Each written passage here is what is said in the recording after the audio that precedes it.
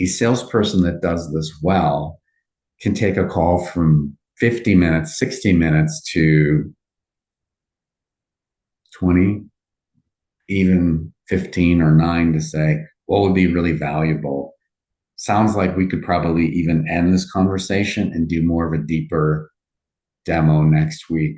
Who should really be on that? Everyone's time matters. It's the prospect's time that matters the most overall. And if they feel like they're being served well, then that's a big deal. Welcome to the Making Sales Social podcast, featuring the top voices in sales, marketing, and business. Join Bryn Tillman and me, Bob Woods, as we each bring you the best tips and strategies our guests are teaching their clients, so you can leverage them for your own virtual and social selling. Enjoy the show. Welcome back to Making Sales Social. Today's guest is Mark Gambale, CEO of Close with One, a company that transforms sales teams with innovative close frameworks. Mark has worked with top industry names like Amazon, Apple, BD, and Gartner, helping them reduce sales cycles and close more deals. His proprietary Close with One system has helped businesses scale rapidly and achieve impressive sales growth. With experience across SaaS, MedTech, and consulting, Mark is here to share his insights on driving sales success. Welcome to the show, Mark. Great to be here, Bryn. Thank you for inviting me. Oh, thrilled. I love this concept of Close with One. So I cannot wait to dive into that today. But before I do, we ask all of our guests the same first question, which is, what does making sales social mean to you? The way I think about it is sales being social is where someone opts into speaking with you rather than feeling like, oh, I don't know if I really want to join another one of these calls. So keeping things social means that there's this expectation of a good conversation rather than immediately being on one side versus the other. It's really hard to do that where it feels like you've welcomed someone into your home or your office and you're actually excited to just meet with them. It can be really hard to do in this era where people are maybe so excited and then sometimes feeling like they're pushed to have a conversation. Like, how many calls or interactions do you need to have a day? It's hard for sales because there's expectations and statistics that they need to meet to show like they're doing a great job and also hit their numbers. Yeah, so I love that. That's great. So now we're going to dive into this Close with One framework a little bit. I wanted to talk a little bit about like, how do you close, just big general, and then we'll get into some weeds a little bit. But generally, how do you close deals in fewer calls? How do you really close in like a one call deal unless you're selling a very low dollar amount product or service? I'll give you a great example. Last week, I was using my outbound campaign to try to get someone to have a conversation. And as soon as the person joined, they said, I get a lot of these call requests. I don't really like them. And I decided for some reason, I don't even know, to join the call. And I realized that he was already there was a wall between him and me, or he and I, where he's like, I don't know if I want to go around this wall and meet with you. And so rather than going into what am I all about, I asked him, what are you about?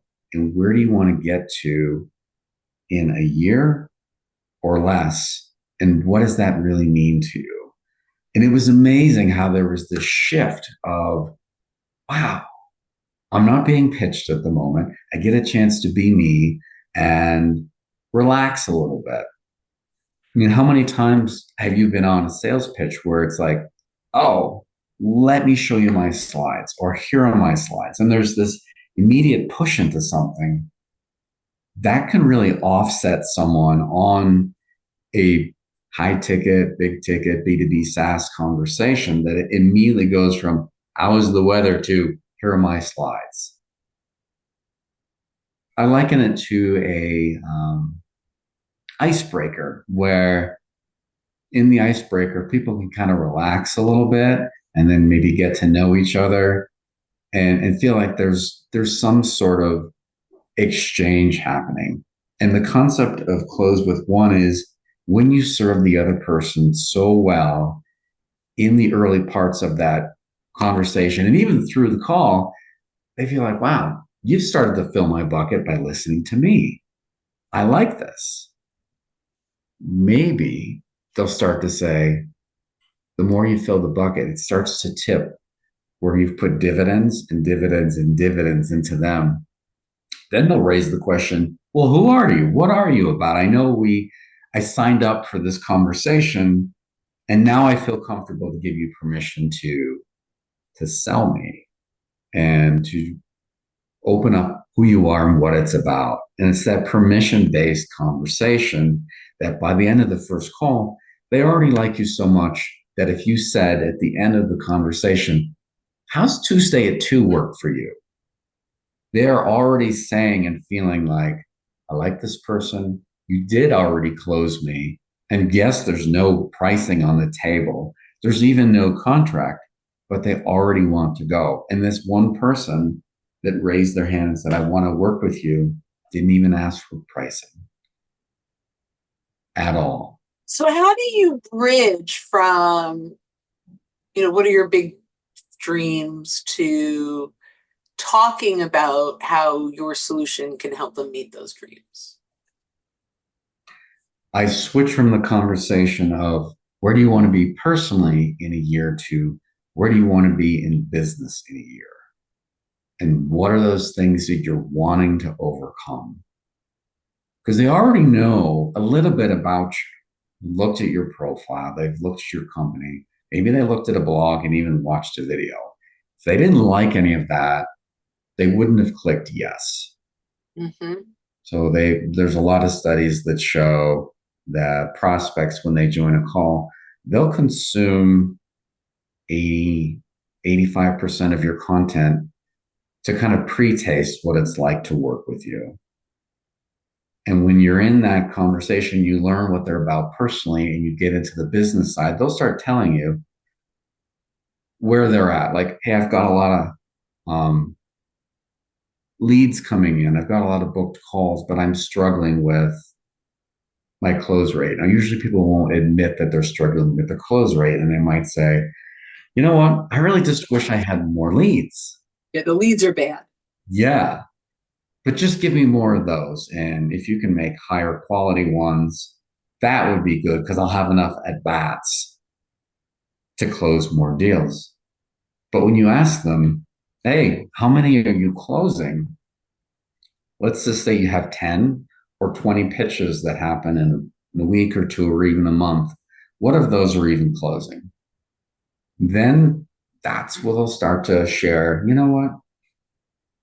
I'm only closing like maybe 20 or 10. And it doesn't really matter the number as much as where they want to get to. They all know what is meaningful for them. So maybe if it's just moving it from 20 to 25, they'll know what is that worth to them from a dollar perspective. Okay, great. Thank you. Now you talked about a couple of mistakes that salespeople make. One of them is they start with the pitch deck right away after, fake niceties sometimes, right? Like just you think you're building rapport, but you may not necessarily. So what I hear you saying, and actually I experienced with you, is you quickly go into, what do I want to achieve? And it was really fun to have that conversation. And I wanted to know what you wanted to achieve. But what are prospects doing that's wrong? Like, what are so say that again. What are salespeople doing on a prospect call that's really wrong? Beyond, I just went into my deck. What other things are they doing that is really getting in the way that actually Close with One can solve? There's two key things there.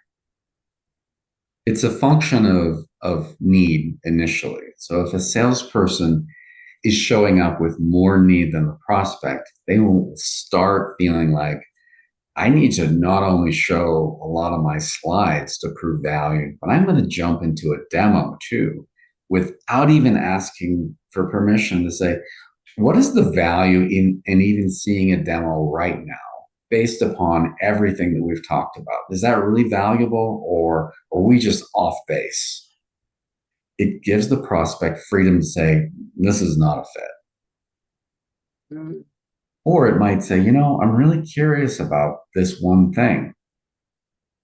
If they don't say what they're really curious about, it's okay for a sales rep to say, what would be really valuable to show you? Because I would hate to just blast you through the whole platform, throw all this stuff in your face, and miss the one thing that matters. So tell me, what's the one thing that is important to you that would be a kind of a wow?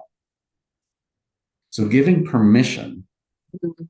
So I love that. The line I typically use is at the end of this call, if you got off and said, man, that was a great use of my time, what did we talk about? So sometimes like that becomes the line I use. So I love that. I love that mindset around things.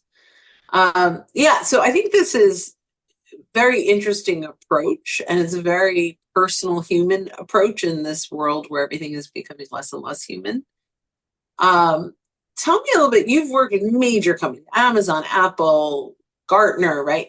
Can you share a real world example of how a close with one process just really transformed the sales process?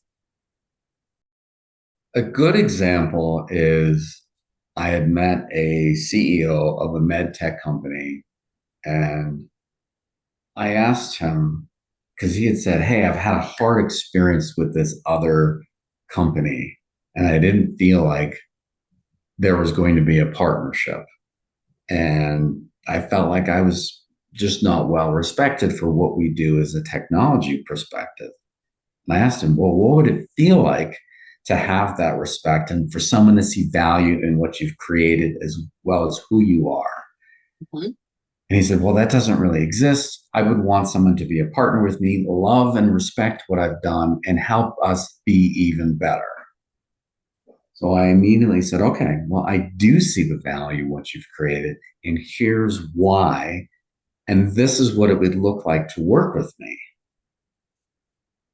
And he looked at me and said, that, how can you guarantee that? And I put out my hand and I said, here's the guarantee. And it wasn't that the hand was the guarantee, it's I covered those other three things that matter to him. I value you. We're going to work together.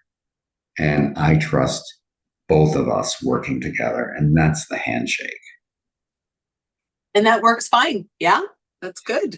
It works great. That one led to a global deal that was worth millions of dollars, all through human to human connection.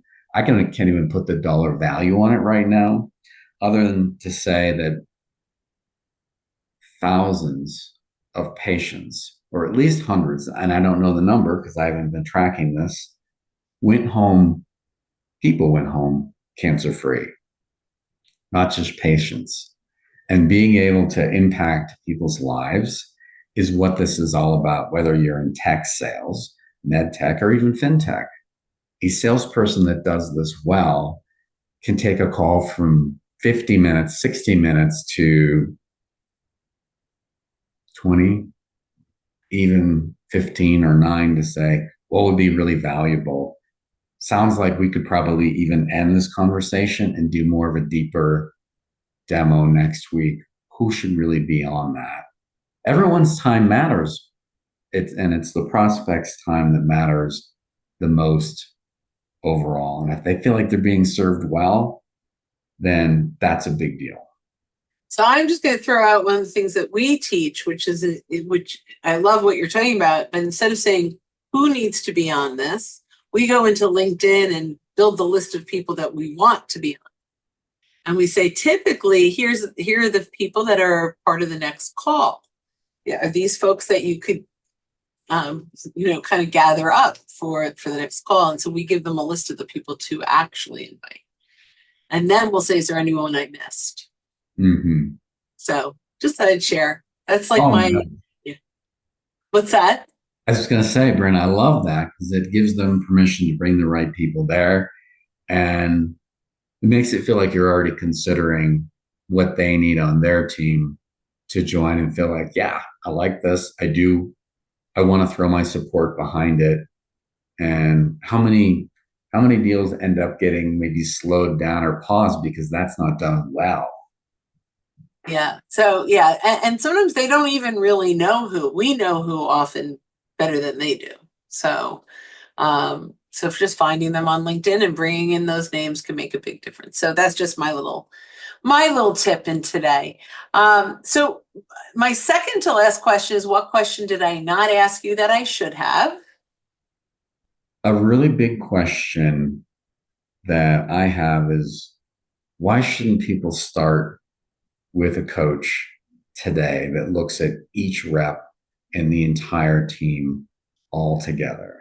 Like what's the value in actually increasing your close rate today rather than saying, well, we'll get to it. We have a trainer. We have all these systems in place. We're going to get there. Well, if you're going to get there, why aren't you there now? Why aren't you putting the best resources to help everyone move forward rather than just hoping it's going to happen? Because it's easy to buy a lot of software and hire a lot of reps, but how often does that really bring you to your goal for the month, the quarter, and the year? Great. Well, thank you for all of these insights today. Share where people can get in touch with you, Mark, and what they can do if they want to reach out and have a conversation. Thank you, Bryn. I love that question. The easiest thing for everyone is to go to closewith1, the number 1.com. Go in there, find my calendar, and we can have a conversation from there. Wonderful. Thank you so much. I really believe that you've brought some great value to our listeners. And so I appreciate you investing your time today to help them close with one. And guys, all our listeners, when you are out and about, don't forget to make your sales social. Bye. Don't miss an episode. Visit socialsaleslink.com/podcast. Leave a review down below. Tell us what you think, what you learned, and what you want to hear from us next. Register for free resources at linkedinlibrary.com. You can also listen to us on Apple Podcasts, Spotify, and Google Play. Visit our website, socialsaleslink.com, for more information.